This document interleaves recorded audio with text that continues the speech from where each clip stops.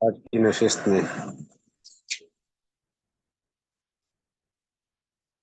یہ گزارش کرنی ہے کہ تدوین حدیث کا اگلا مرحلہ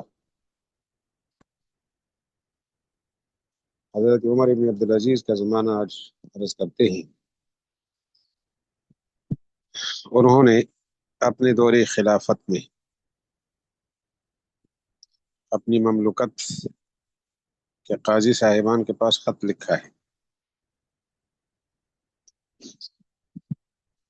اور اس خط میں یہ الفاظ ہے کہ نبی علیہ السلام کی احادیث منضبط کر لی جائیں۔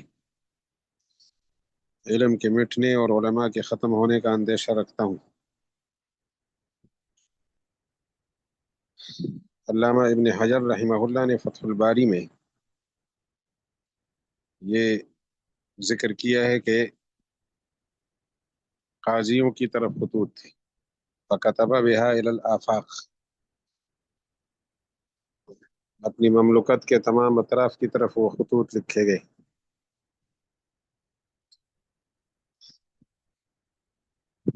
ان میں مشہور خط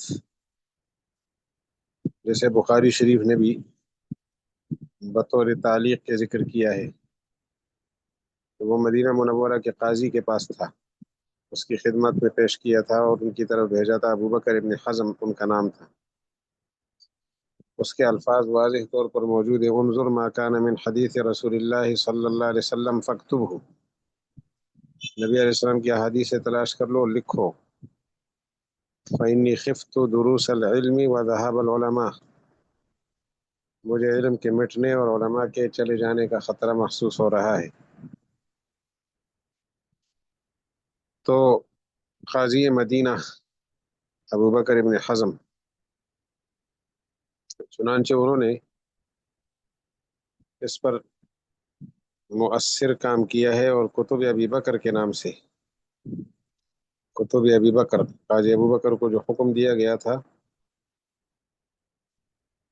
ایک کتاب ہے علامہ ابن عبد البر کی التمہید، امام مالک رحمۃ اللہ علیہ کا وہاں ذکر ہے ان کے حوالے سے کہ قاضی ابو بکر ابن حزم نے حدیث کی کئی کتابیں جمع فرمائی تھی، اور ان کا خیال یہ تھا کہ عمر ابن عبدالعزیز کی خدمت میں انہیں پیش کیا جائے، کیونکہ ان کی فرمائش پہ لکھی تھی، لیکن وہاں پہنچی نہیں تھی، ابھی بھیجی نہیں گئی تھی کہ حضرت عمر ابن عبدالعزیز رحمۃ اللہ علیہ کی وفات ہو گئی۔ اسی طرح علامہ جلال الدین سیوطی نے تاریخ الخلفاء میں بیان کیا ہے رسالہ سالم بن عبداللہ فی الصدقات، سالم بن عبداللہ کا رسالہ صدقات کے معاملے میں، یہ بھی عمر بن عبدالعزیز رحمۃ اللہ علیہ کی فرمائش پہ لکھا گیا۔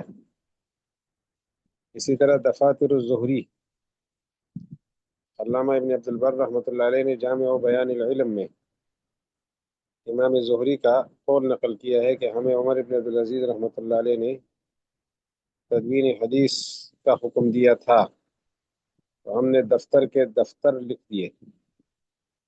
اس لیے امام زہری کا کردار تدوین حدیث کے حوالے سے بہت مؤثر کردار ہے ان کا۔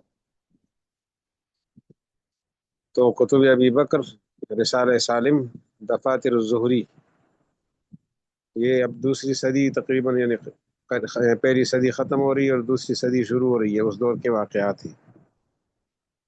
اسی طرح مکحول رحمہ اللہ، ان کی کتاب بھی موجود ہے، اور یہ بھی حضرت عمر بن عبدالعزیز کے زمانے کے اندر قاضی رہے ہیں۔ اسی طرح عامر بن شراحیل رحمہ اللہ، علامہ ابن حجر رحمۃ اللہ علیہ نے ان کے حوالے سے علامہ سیوطی نے ذکر کیا ہے کہ علم حدیث کی پہلی مبوب کتاب عامر بن شراحیل یعنی ابواب الشعبی ہے، اور یہ بھی کوفہ میں عمر بن عبدالعزیز رحمۃ اللہ علیہ کے قاضی رہے ہیں، تو گویا یہ کتاب بھی بظاہر ان کے ارشاد پر ہے۔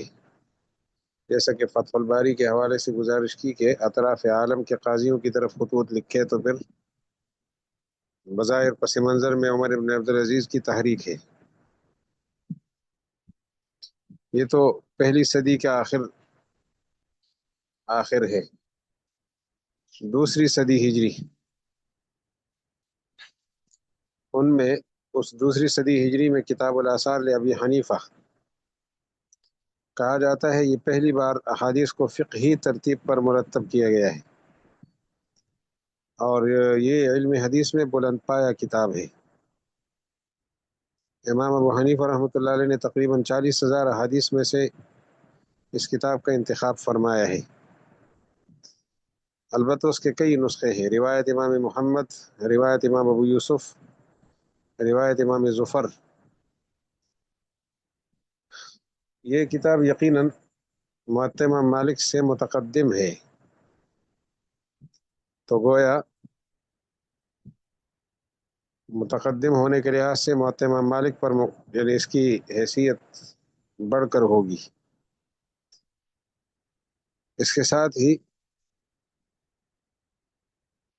موطأ امام مالک ایک کتاب ہے امام مالک رحمۃ اللہ علیہ کی، یہ اپنے زمانے میں اصح الکتب بعد کتاب اللہ کہلاتی تھی یہ کتاب۔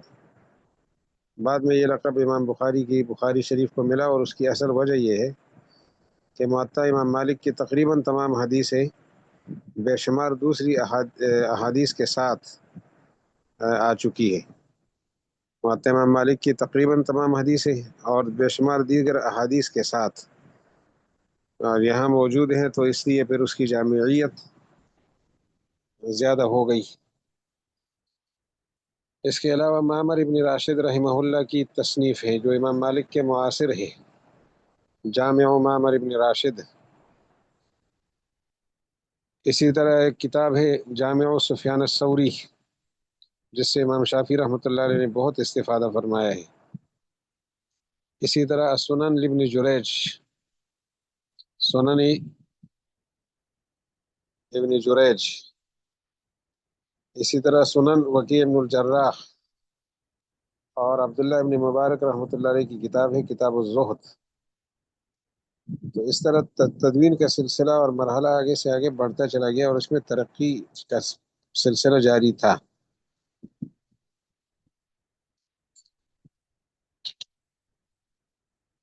اب تیسری صدی کی طرف ہم تھوڑی سی پیش قدمی کریں گے۔ تیسری صدی میں پھر اسانید لمبی ہو گئی، اور روایت حدیث کا جو علم تھا اس کا پھیلاؤ ہو گیا، باقاعدہ ایک فن کی شکل اس نے اختیار کر لی علم الحدیث نے، اور اس کے ساتھ پھر کچھ لوازمات بھی شامل ہو گئی۔ مثلا اگر سند لمبی ہے تو اسماء الرجال کی ضرورت ہو گئی، تو اسماء الرجال پر باقاعدہ اس دور میں کتابیں لکھی گئی۔ اسی دور میں صحاح ستہ یعنی تیسری صدی میں صحاح ستہ کی تالیف ہوئی۔ امام بخاری کی وفات 256 ہے، تو تیسری صدی کے بزرگ ہیں۔ صحاح ستہ کا تدوین کا جو زمانہ ہے وہ بھی تیسری صدی ہے۔ تو اس دور میں انتہائی مؤثر کام ہوا۔ یہ جو مصنفات فی الحدیث ہیں، حدیث شریف میں مصنفات، تصنیفات فی الحدیث، ان کی قسمیں ہیں، ان کا مختصر سا تعارف کراتے ہیں۔ باقی حدیث کی مشہور کتابیں بخاری شریف، ترمذی شریف کے متعلق اور بخاری ان میں فرق کی بات شیخ الحدیث مولانا زکریا رحمۃ اللہ علیہ کے حوالے سے ہم نے اپنے اساتذہ سے سنی کہ آپ کو سب سے پہلے آپ کی ضرورت احادیث کی دنیا میں داخل ہوتے ہی پہلی ضرورت یہ ہے کہ رسول اللہ علیہ السلام کی احادیث پر کس فقہی مذہب میں عمل ہوا ہے۔ سب سے پہلا سوال یہ طالب علم کے سامنے آتا ہے، اور حدیث کے طالب علم کے سامنے، تو یہ ضرورت امام ترمذی نے پوری کی ہے۔ انہوں نے تمام فقہا کے مذاہب کو ترمذی شریف میں جگہ دی ہے، حدیث نقل کرتے ہیں اور بتاتے ہیں کہ اس حدیث پر فلاں کا عمل ہے۔ یہ کام انہوں نے کر لیا۔ فقہی مذاہب معلوم ہو گئے ترمذی شریف میں۔ دلائل کا جو طریقہ ہے وہ پھر ابو داود شریف میں ہے، دلائل فراہم کرنا۔ استدلال کا انداز ان کا۔ تیسرا مرحلہ آتا ہے بخاری شریف کا استنباط کے حوالے سے، کہ احادیث سے استنباط کیسے کریں گے، فقہی مذاہب مدون کیسے ہو گئے اور وجود میں کیسے آئے، تو احادیث سے مسائل کا استنباط، یہ کام ہو گیا۔ تو اگلا مرحلہ پھر ہے کہ احادیث کے اندر علتوں کی تلاش، علتیں ہو سکتی ہیں، تو یہ کام امام نسائی نے کیا ہے، باقاعدہ ہر حدیث کے ساتھ اس کا تعارف، اور اگر کہیں علت ہے تو اس کی پوری وضاحت۔ اس کے بعد اگلا مرحلہ یہ ہے کہ طالب علم خود احادیث معلولہ اور غیر معلولہ کو پہچان سکے، اس لیول پر جائے کہ احادیث کی علتوں کو خود معلوم کر سکے، تو اس کے لیے ابن ماجہ ہے۔ ابن ماجہ کے اندر احادیث بکھری ہوئی ہے، انہوں نے کوئی تحقیق ایسی واضح نہیں کی، تو طالب علم کی ذمہ داری بن جاتی ہے کہ اس میں کون سی حدیث اصح ہے، کون سی صحیح ہے، کون سی ضعیف ہے، کون سی موضوع ہے۔ یہ تجربہ پھر ابن ماجہ میں ہوتا ہے۔ تو ترمذی شریف فقہا کے مذاہب کا بھرپور تعارف ہے ہر حدیث کے ساتھ، اور کتاب العلل میں تو انہوں نے ہر مذہب کا حوالہ سند کے ساتھ بیان کیا ہے، کہ مجھے مثلا امام شافعی کا مذہب کس سند سے پہنچا ہے، امام مالک کا مذہب کس سند سے پہنچا ہے، تو کتاب العلل میں انہوں نے اس پر بڑی جاندار بحث کی ہے۔ تو فقہا کے تمام مذاہب کو بے پیش کرنا، یہ امام ترمذی رحمۃ اللہ علیہ کا کمال ہے، اور آگے ان کے مستدلات تک رسائی، استدلال کا طریقہ ابو داؤد شریف میں اور بخاری شریف میں استنباط، کہ آپ مسئلہ کس طرح مستنبط کر سکتے ہیں، یہ کام بخاری شریف۔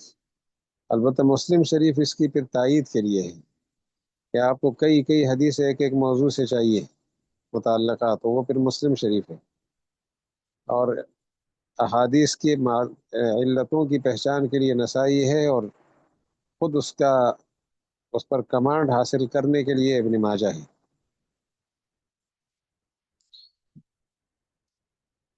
احادیث کے حوالے سے ان کتابوں کا تعارف تھے اس نوعیت کا۔ اس کے ساتھ ہی دوسری احادیث کی کتابیں مدون ہو کر، مرتب ہو کر دنیا میں آئی۔ اس وقت سب سے بڑا کام جامعہ دارالعلوم کراچی کر رہا ہے، دنیا بھر کی تمام احادیث کو ایک مجموعے میں مدون کرنا، صحیح حدیثیں ہیں، حسن ہے، ضعیف حدیثیں ہیں، سب کو تقریباً 2000 مصادر سے وہ حدیث جمع کی جا رہی ہے، اور ایک کتاب مدون ہو رہی ہے، 20 جلدیں اس کی چھپ کر مارکیٹ میں آ گئی ہے، المدونۃ الجامعہ، اور بین الاقوامی نمبرنگ کے ساتھ، کہ آپ کسی حدیث کا حوالہ دیں گے تو نمبر بتا دیں گے کہ فلاں نمبر کی حدیث، اور وہ نمبر پوری دنیا کے لیے ہے۔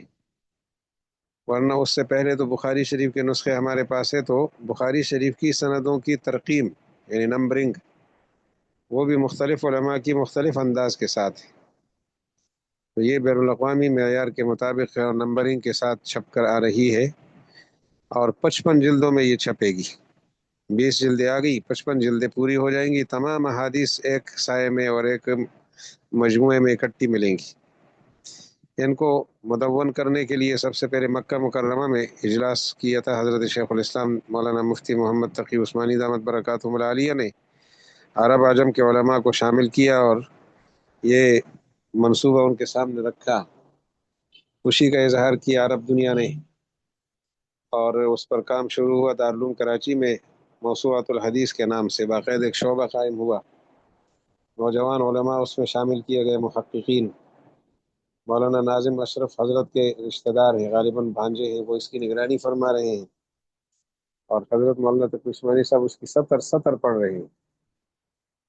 ان دنوں المدونۃ الجامعہ کا وہ حصہ چل رہا ہے جو نبی علیہ السلام کی سیرت طیبہ سے ہے، اس کی نظر ثانی حضرت فرما رہے تھے، تقریباً 5 جلدوں میں وہ حصہ آ جائے گا، اور 20 جلدوں میں تو کتاب الایمان اور کتاب العلم اور عبادات، معاملات، بیوع وغیرہ، یہ ساری چیزیں آ گئی ہیں، حوالہ تک، نکاح کے مسائل وغیرہ، اس سے متعلق حدیثیں 20 جلدوں میں آ گئی ہیں۔ احادیث کی دنیا کا بڑا ذخیرہ، علمی دنیا ہے، میں پر یعنی بہت بڑا احسان ہے حضرت کا، اللہ تعالیٰ قبول فرمائے اور ہم سب کو استفادے کی اہلیت نصیب فرمائے۔ تو احادیث تک رسائی کے لیے یہ ایک مؤثر راستہ ہمیں مل گیا ہے۔ وہاں اگر اس کا مقدمہ پڑھ لیا جائے تو احادیث کی جو کتابیں ہیں، جو مصادر ہیں، تقریباً 80 بڑے مصادر ہیں، اور پھر دیگر مصادر کو ساتھ شامل کر کے 2000 کے لگ بھگ تعداد بنتی ہے۔ ان سے احادیث اٹھائی جا رہی ہے اور شامل تحریر کی جا رہی ہے۔ چند مشہور کتابوں کا تذکرہ مناسب ہوگا کہ خدمت میں پیش کیا جائے۔ ایک مشہور کتاب ہے مسند ابو داود طیالسی۔ یہ جو سنن ابو داود ہے، جو ہمارے ہاں سیاہ ستہ میں شامل ہے، یہ کتاب مسند ابو داود طیالسی ان سے متقدم ہے، پرانی کتاب ہے۔ یہاں تک کہ بعض علماء نے اس کو مسانید میں سب سے پہلی کتاب قرار دیا ہے، لیکن حقیقت یہ ہے کہ مسند عبید اللہ ابن موسیٰ ایک مسند ہے، وہ ان سے متقدم ہے۔ اسی طرح مسند احمد ابن حنبل، جامع ترین مسند کہا گیا ہے اس کو، 40,000 حدیثیں ان میں موجود ہیں، جنہیں امام احمد رحمۃ اللہ علیہ نے 7.5 لاکھ احادیث سے منتخب کیا ہے۔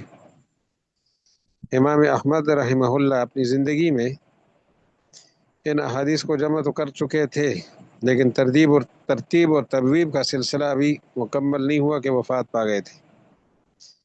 تو آپ کے صاحبزادے بڑے فاضل بزرگ تھے، عبداللہ ابن احمد، انہوں نے پھر اس کی ترتیب اور تہذیب کا کام کیا اور اس کو منظم کر لیا۔ اس کے بعد ایک کتاب ہے مصنف عبد الرزاق،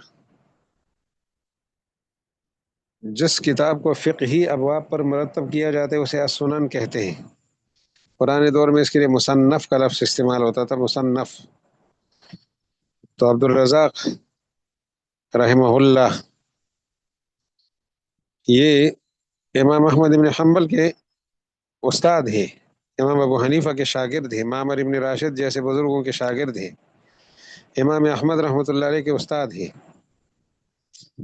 تو مصنف عبد الرزاق، اسی طرح مصنف ابو بکر ابن ابی شیبہ،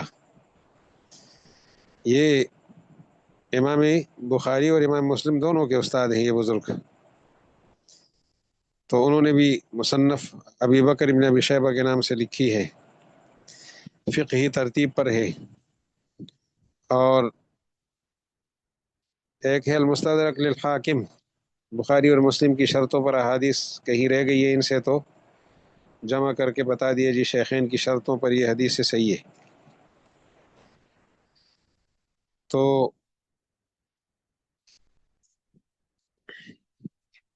مستدرک حاکم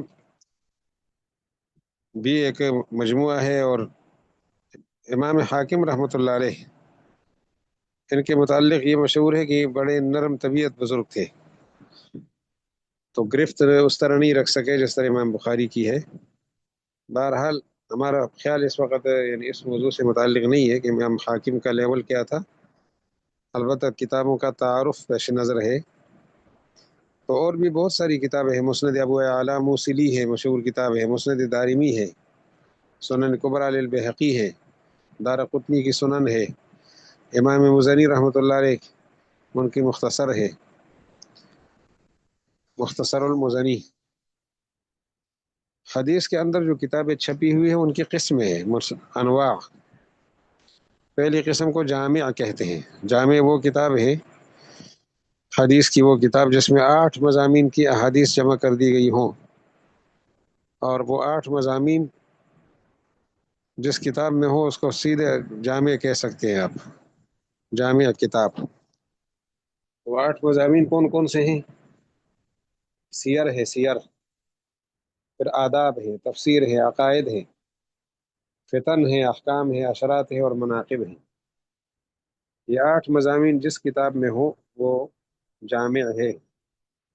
بخاری شریف تو بلا شبہ جامع ہے، جامع الامام البخاری، اور سنن ترمذی بہرحال جامع ہے، مکمل مضامین یہ 8 کے 8 موجود ہیں۔ بلکہ زیادہ حصہ تو دوسری جلد میں ہے، 6 قسم کے مضامین، پہلے حصے میں 2 قسم کے ہیں، یعنی سیر پہلے حصے میں ہے اور احکام پہلے سے حصے میں ہے، باقی فتن دوسرے حصے میں، آداب دوسرے حصے میں، تفسیر دوسرے حصے میں، عقائد کتاب الایمان بھی دوسرے حصے میں ہے، فتن بھی دوسرے حصے میں، اشرات بھی، اسی طرح مناقب بھی، صرف احکام اور سیر جو ہے یہ پہلے حصے میں۔ یہ 2 کتابیں جامع ہیں، مکمل جامع۔ مسلم شریف جامع ہے یا نہیں ہے تو اس میں بعض علماء نے کہا کہ جامع نہیں ہے، کیونکہ باقی 7 مضامین تو تفصیل سے موجود ہیں، کتاب التفسیر انتہائی مختصر ہے۔ لیکن مجھے یاد ہے مفتی اعظم پاکستان مفتی محمد رفیع عثمانی رحمۃ اللہ علیہ سے ہم نے مسلم شریف کا مقدمہ اور کتاب الایمان اور کتاب البیوع کا کچھ حصہ پڑھا تھا، تو حضرت فرماتے تھے کہ جامع بننے کے لیے تو باب کا ہونا کافی ہے، باب کا لمبا ہونا کوئی ضروری نہیں ہے۔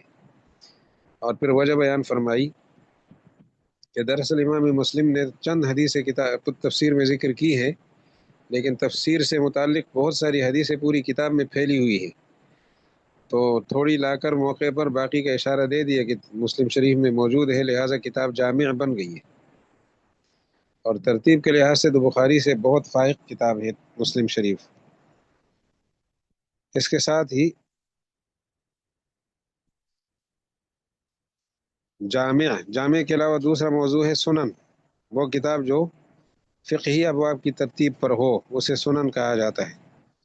اس سلسلے میں سنن ابو داود بھی ہے، سنن نسائی بھی ہے، سنن ترمذی ہے، سنن ابن ماجہ ہے، اور بھی بہت سارے سنن ہیں۔ تو جہاں کہیں آپ سنن اربعہ سنتے ہیں نا تو یہی مراد ہوتے ہیں جو میں نے ابھی ذکر کی، کہ نسائی شریف، ابو داود شریف، ترمذی شریف اور ابن ماجہ شریف۔ انشاءاللہ بات سمجھ گئے ہوں گی۔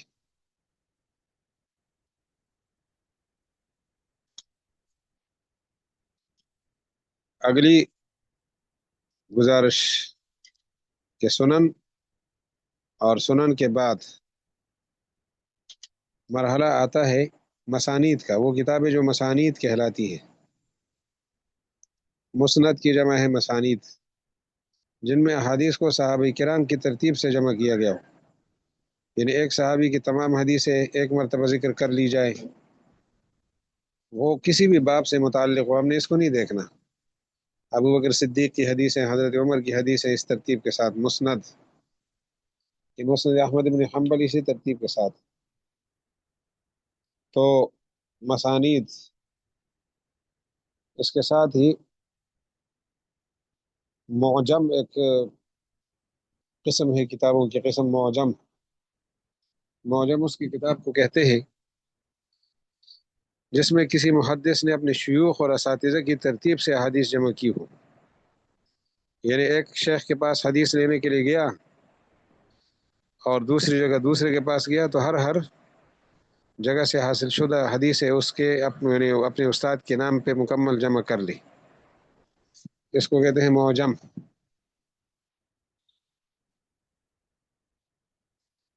بعض علماء، مولانا زکریا رحمۃ اللہ علیہ فرماتے ہیں کہ معجم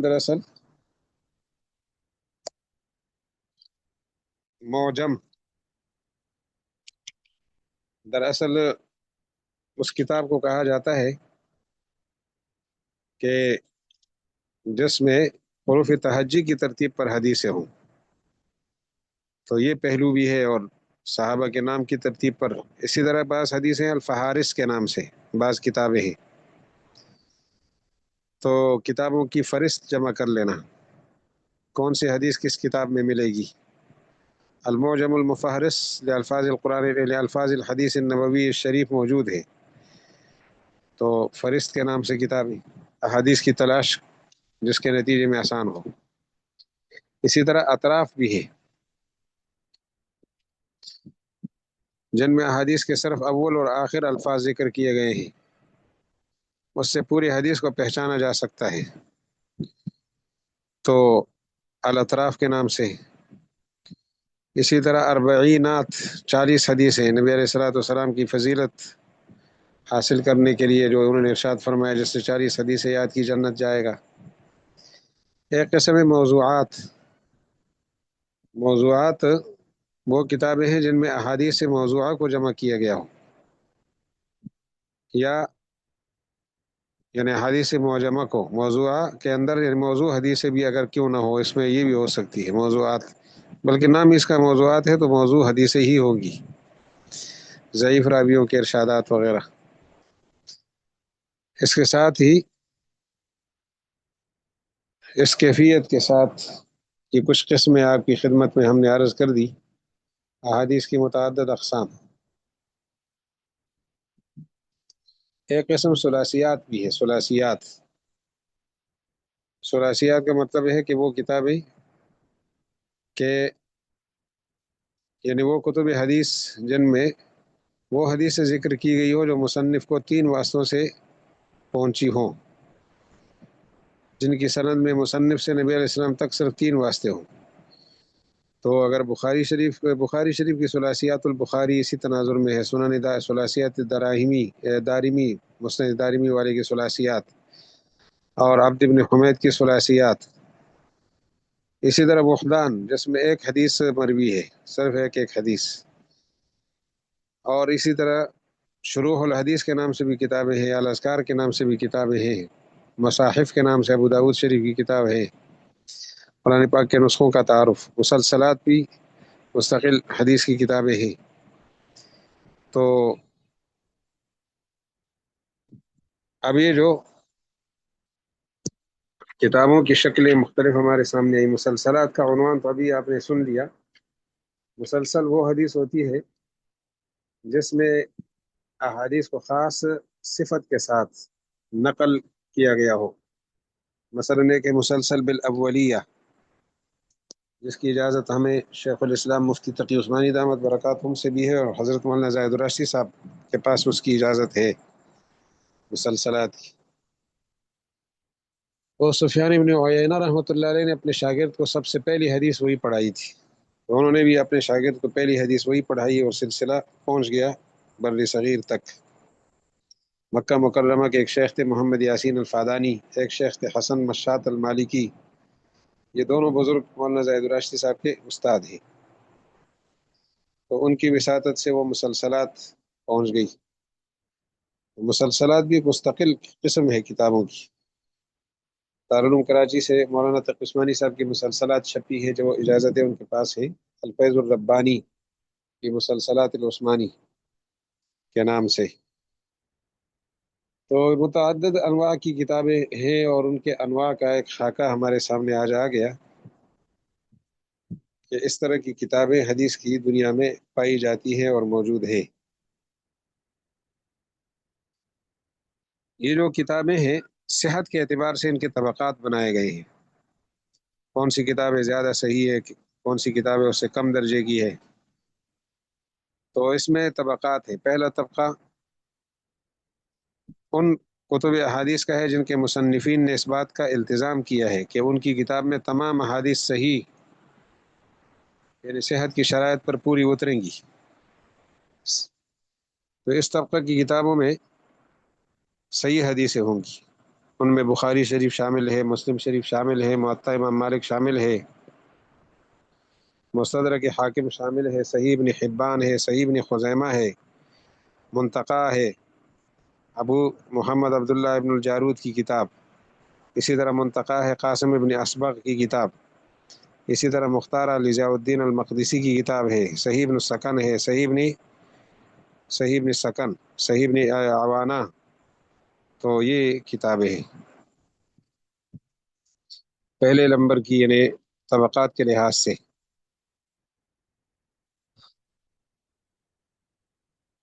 مستدرک حاکم وغیرہ یہ آپ نے سن لیے یہ نام.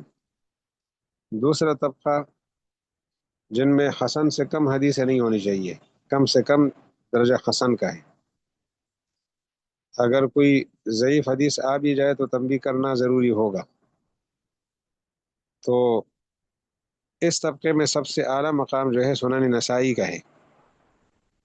سنن نسائی حسن سے کم کوئی حدیث نہیں ہے. پھر سنن ابو داود،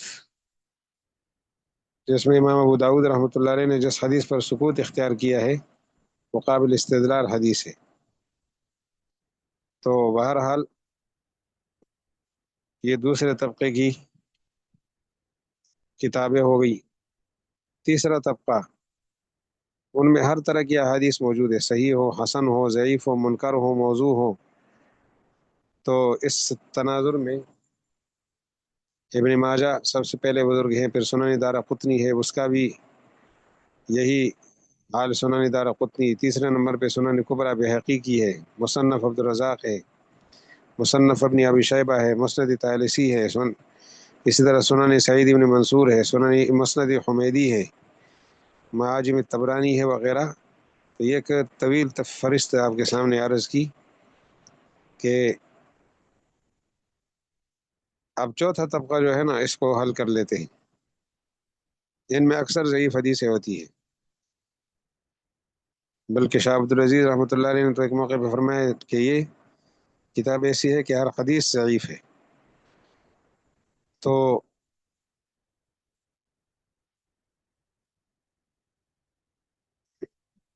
اصولی بات اس میں نوادر الاصول ہے. اگلے حوالے سے ہم یعنی اگلی نشستوں میں ہم گزارشات کچھ اور کریں گے. آج اتنا کافی ہے. کچھ حضرات مہمان بیٹھے ہیں تو فتوے کے حوالے سے اللہ تعالی ہمیں آسانیوں سے ہمکنار فرمائے. السلام علیکم ورحمۃ اللہ وبرکاتہ.